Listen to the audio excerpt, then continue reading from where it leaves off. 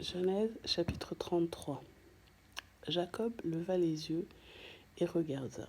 Il constata qu'Ésaü arrivait avec 400 hommes. Il repartit les enfants entre Léa, Rachel et leurs 2 servantes. Il plaça en tête les servantes avec leurs enfants, puis Léa avec ses enfants, enfin Rachel avec Joseph. Lui-même passa devant eux, et ils se prosternèrent à terre 7 fois, jusqu'à ce qu'il soit près de son frère. Ésaü courut à sa rencontre, l'étreignit, se jeta à son cou et l'embrassa, et ils pleurèrent. Ésaü leva les yeux, vit les femmes, les enfants, et demanda « Qui sont ceux-là pour toi ?» Jacob répondit « Ce sont les enfants que Dieu a accordés à ton serviteur. » Les servantes s'approchèrent, elles et leurs enfants, et se prosternèrent. Léa et ses enfants s'approchèrent aussi et se prosternèrent. Ensuite, Joseph et Rachel s'approchèrent et se prosternèrent. Ésaü demanda « À quoi destines-tu tout le camp que j'ai rencontré ?»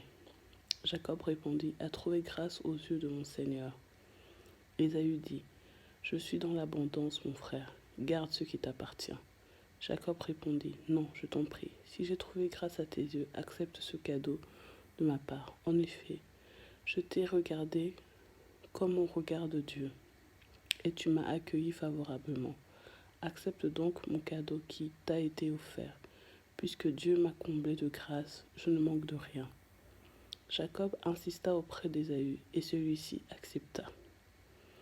Ésaü dit « Partons, mettons-nous en route, je marcherai devant toi. » Jacob répondit « Mon Seigneur sait que les enfants sont fragiles et que j'ai des brebis, des vaches qui allaitent.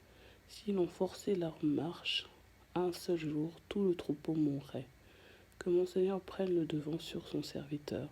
De mon côté, je suivrai lentement au pas du troupeau qui me précède et au pas des enfants jusqu'à ce que j'arrive chez mon serviteur à Sir. » Ésaü dit « Je veux au moins laisser une partie de mes hommes avec toi. » Jacob répondit « Pourquoi cela? Je veux seulement trouver grâce aux yeux de mon Seigneur. » Le même jour, Ésaü reprit le chemin de Sir. Quant à Jacob, il partit pour Succoth. Il se construisit une maison et fit des cabanes pour ses troupeaux. Voilà pourquoi l'on a appelé cet endroit Succoth.